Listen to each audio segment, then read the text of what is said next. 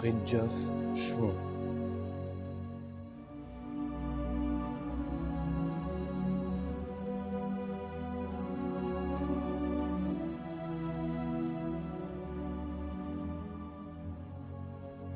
Fatalité et progrès.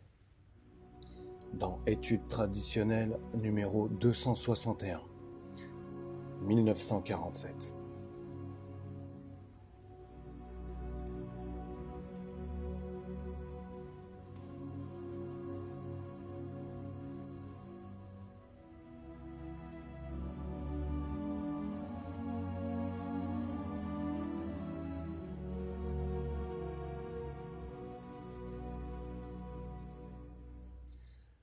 Fatalité et progrès, ces deux mots suggèrent à eux seuls toute la divergence qui sépare deux conceptions incompatibles de civilisation.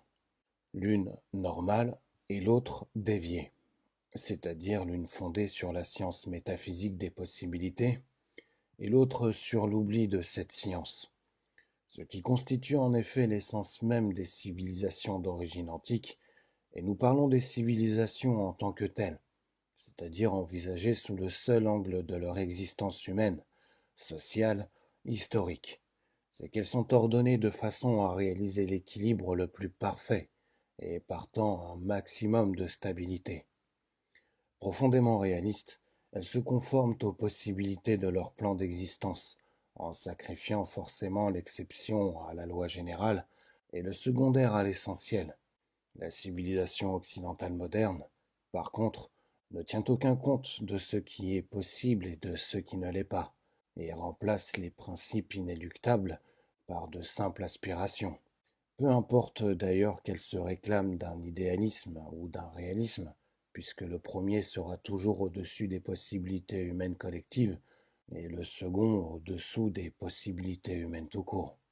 En un mot, ces aspirations vont à l'encontre du réel, et il ne saurait en être autrement, du moment qu'elles ne répondent somme toute qu'à des désirs tout individuels. Ce rejet des principes normaux est la conséquence inévitable du rejet de la tradition, qui seule est à même de donner à un groupe humain le cadre conforme à ses possibilités.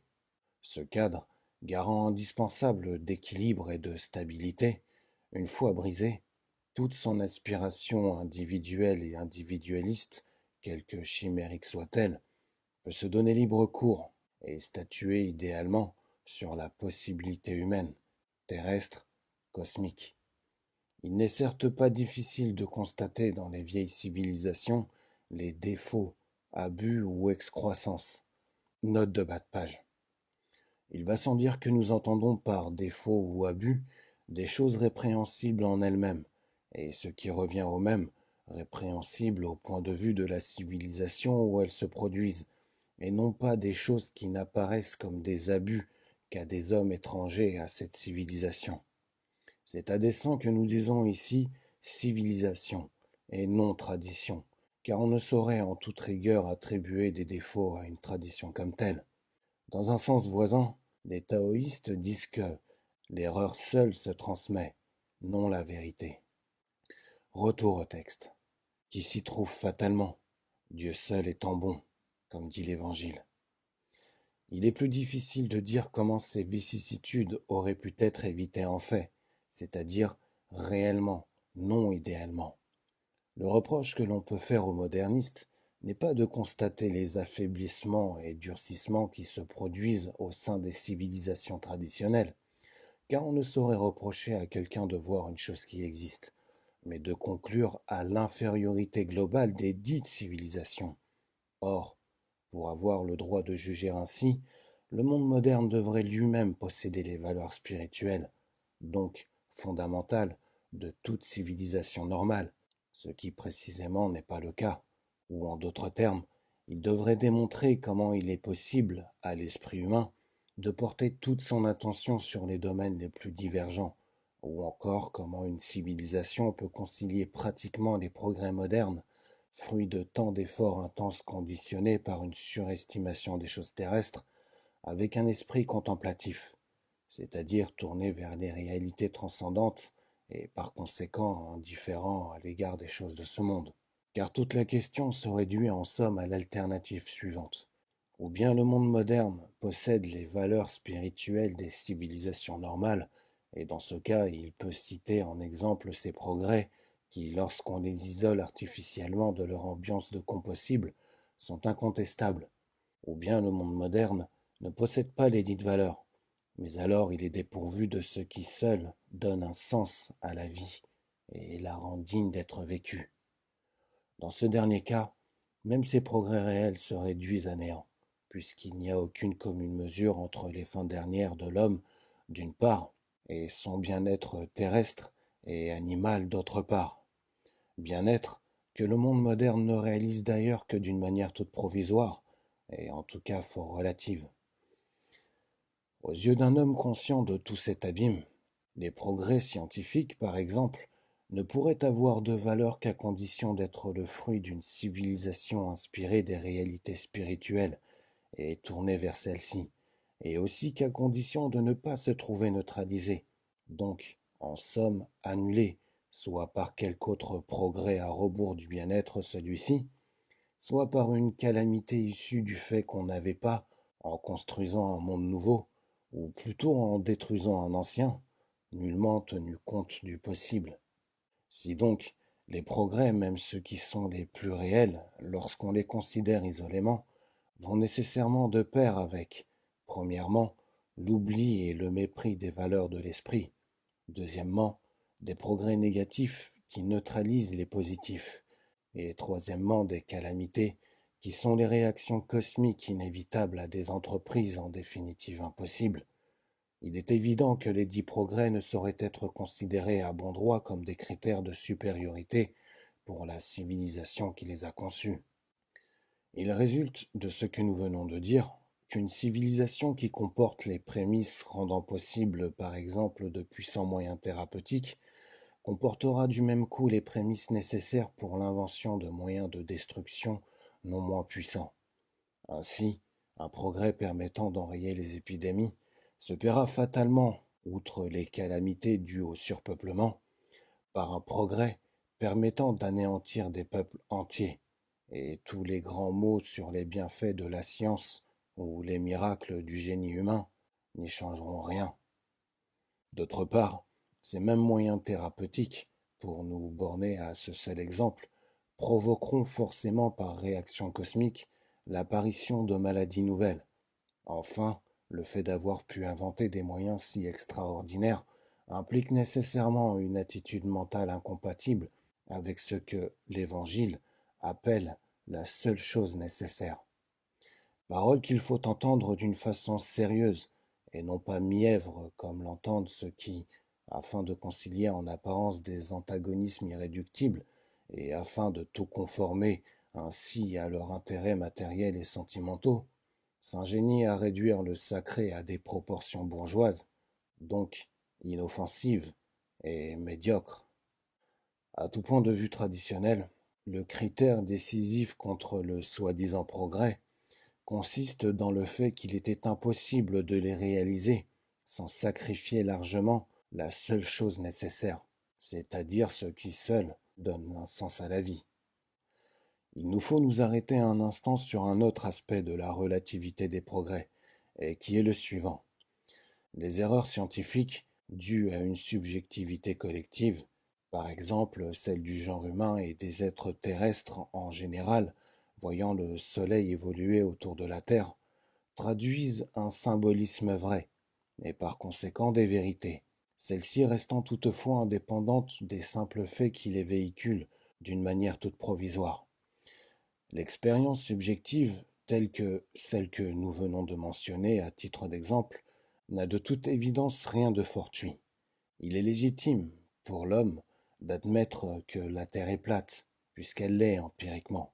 Par contre, il est parfaitement inutile de savoir qu'elle est ronde, puisque ce savoir n'ajoute rien au symbolisme des apparences, mais le détruit inutilement et le remplace par un autre qui, lui, ne saurait exprimer que les mêmes vérités, tout en présentant l'inconvénient d'être contraire à l'expérience humaine immédiate et générale. La connaissance des faits pour eux-mêmes n'a en dehors des applications scientifiques intéressées aucune valeur. Autrement dit, ou bien on se situe dans la vérité absolue, et alors les faits ne sont plus rien, ou bien on se situe sur le terrain des faits, et alors on est de toute façon dans l'ignorance. À part cela, il faut dire encore que la destruction du symbolisme naturel et immédiat des faits, tels que la forme plane de la Terre ou le mouvement circulaire du Soleil, entraîne de graves inconvénients pour la civilisation où elle se produit, comme le montre à satiété l'exemple de la civilisation occidentale. Les modernes regardent volontiers comme critère de civilisation des choses qui sont indépendantes de cette question et qui correspondent simplement à leur propre disposition, voire même à l'idéal à la mode. Par exemple, on dira de tel peuple civilisé qu'il ne l'est pas, parce qu'il fait telle ou telle chose. Note de bas de page. C'est une erreur analogue qui a fait considérer les Indiens de l'Amérique du Nord, l'une des races les plus nobles qui n'ait jamais vécu, comme des sauvages, alors qu'en réalité, loin d'être des dégénérés, ils étaient comparables aux anciens Germains ou aux Mongols d'avant le bouddhisme, ou encore aux Bédouins, qu'ils surpassaient même par l'intensité de leur vie spirituelle. Retour au texte. Alors qu'il n'y a pourtant qu'une seule conclusion logique à tirer du fait que le peuple envisagé agit de telle manière, à savoir précisément qu'un peuple civilisé peut agir ainsi, qu'on le juge regrettable ou non. La civilisation est la présence de certains facteurs positifs. Aucun fait négatif ne saurait y changer quoi que ce soit. Les abus que l'on rencontre dans toutes les vieilles civilisations sont inévitables parce que le mal, étant impliqué dans l'existence même, est inhérent à toute chose. Note de bas de page. C'est le sens de la parole évangélique. Que m'appelles-tu bon? Dieu seul est bon.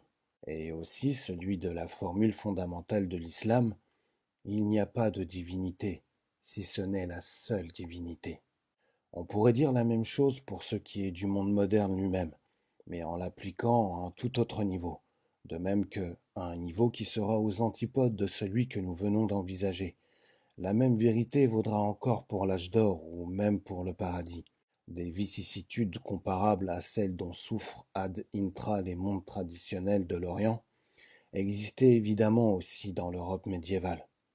Loin d'avoir été réellement annihilées par révolution hippoderne, elles ont été remplacées par d'autres, souvent moins apparentes, parce que se situant insidieusement sur le plan de l'esprit, mais d'autant plus néfastes pour l'homme en tant qu'être immortel. Retour au texte. Ces abus, ceux par exemple qui se sont incrustés dans le système hindou des castes, seraient évidemment susceptibles d'être éliminés et de tels faits se sont produits dans l'histoire. Note de bas de page. Il y a eu en effet de tout temps des réformes qui revêtirent un caractère traditionnellement orthodoxe. Réforme n'est donc nullement synonyme d'hétérodoxie. Mais ces réformes émanaient toujours d'âmes grandes et saintes, qui n'entreprirent rien qui fût en contradiction avec les principes immuables dont ils étaient eux-mêmes devenus des incarnations. Retour au texte. Mais à condition qu'on parte de l'intérieur, ou du contenu spirituel de la civilisation envisagée. Note de bas de page. Les réformateurs hétérodoxes font semblant de le faire, c'est-à-dire qu'ils se fondent sur un purisme philosophique qui en réalité n'est que très extérieur et n'a rien à voir avec le vrai esprit. Retour au texte. Cela présupposerait toutefois, dans la plupart des cas, un retour de la collectivité elle-même à cette source vive. Il s'agirait donc, dans les circonstances cycliques présentes, de revenir purement et simplement à l'âge d'or, ce qui malheureusement est une impossibilité. Si toute réforme doit venir de l'intérieur, c'est-à-dire de l'inspiration au sens strictement spirituel de ce mot, et non pas de l'extérieur, c'est-à-dire d'un raisonnement éminemment faillible, c'est parce que, dans une civilisation traditionnelle, tout vient de l'intérieur, et qu'il n'y a pas d'autre source légitime pour les initiatives humaines. Abolir cette loi reviendrait à ouvrir la porte à toutes les opinions et par conséquent à livrer la civilisation entière aux caprices de la pensée humaine. Certains s'étonneront sans doute de l'indifférence que les grands spirituels ont souvent témoigné pour les vicissitudes humaines du monde où ils vivaient. Il y a à cette attitude une double raison, et ce que nous venons de dire permet déjà d'en entrevoir le bien fondé. Premièrement, bien des vicissitudes dans le corps d'un monde traditionnel doivent être regardées comme des moindres maux, c'est-à-dire comme les canaux nécessaires de calamités en soi inévitables, mais susceptibles d'être réduites à un minimum. C'est là un point de vue que les modernes n'ont jamais compris, puisqu'ils ne savent même pas qu'il y a dans le cosmos des choses qui ne sauraient être évitées à aucun prix, et dont la suppression apparente et artificielle n'entraîne que des réactions cosmiques d'autant plus massives. Deuxièmement, enfin, l'indifférence des spirituels à l'égard de ces contingences s'explique par une attitude que nous avons déjà mentionnée plus haut, et qui consiste à vouloir saisir le mal par sa racine, c'est-à-dire à guérir le monde, non pas en dissipant les énergies dans des efforts fragmentaires et somme toute illusoires, mais en retournant directement à la source même de tout bien, qui est l'esprit pur, infini, seul, parfait. Il n'y a donc, en définitive, que deux possibilités. Civilisation intégrale, spirituelle, impliquant abus et superstition, et civilisation fragmentaire, matérialiste, progressiste, impliquant certains avantages terrestres, mais excluant ce qui constitue la raison suffisante et la fin dernière de toute civilisation. L'histoire est là pour prouver qu'il n'y a pas d'autre choix. Le reste est rhétorique et chimère.